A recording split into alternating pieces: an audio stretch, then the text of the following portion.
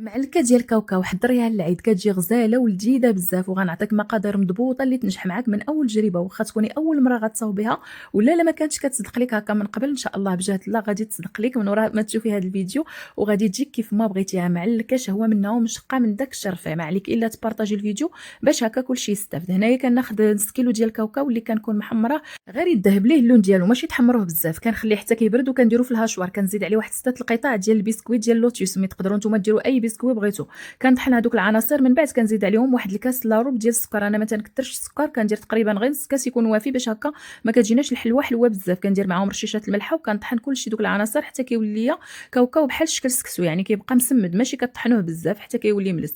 من بعد غنضيف ليه 2 معالق ديال المربى المشماش الا كان عندكم. انا درت هنايا ديال الشريحه هو اللي كان عندي حتى هو صراحه جا زوين. درت 3 ديال البيضات. البيض راه كيبقى على حسب الحجم ديالو حسب الكميه اللي غتحتاجوا نتوما. عاده كنبقاو كنضيفوا البيض بشويه بشويه هكا باش كتعرفوا القياس اللي غيكفيكم. درت معاهم واحد 2 معالق ديال الزبده اللي ذوبتهم وخماره وحده وكيس ديال الكاكاو كنعركوها مزيان مزيان تعركوها مزيان باش هكا كتجيكم معلكه والقوام ديالها كيخصو يكون بحال هكا تيكون خفيف وتيتلصق باش ملي كتخليوها ترتاح كتشرب باش هكا تجيكم معلكه ما تنشفش لكم بعد ما طيبوها تجيكم ناشفه وما تجيكمش فيها ديك التعليكه زوينه. صافي عركوها مزيان باش هكا تنجح لكم الوصفه. انا كنحاول نشرح لكم بزاف باش هكا الحاجه الا درتوها تصدق لكم ان شاء الله ما تضيعوش فيها.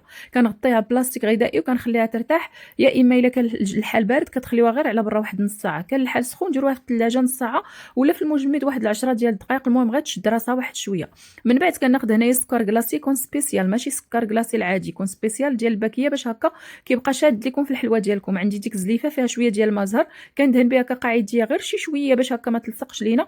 انا تقريبا كندهني الدهنه الاولى كندير 5 ولا 6 الحبات 6 الكويرات عاد عاوتاني ندهن باش هكا ما تفزقوهاش بزاف وكنحطها في السكر كلاصي بلا ما نحركها ما نقيسهاش بيديا يعني كنحركها غير على هذا الشكل حتى كتلبس ليا مزيان بالسكر كلاصي. عاد ديك الساعات كندوز كنهزها وكنبدا كنحطها هكا في الطاوه. بالنسبه للحجم ديال الكويره هكا تكون فيها واحد 24 غرام باش هكا كتجيكم زوينه يعني في الشوفه وحتى في المنظر ديالها ما كتجيكمش صغيره ماشي كبيره بزاف.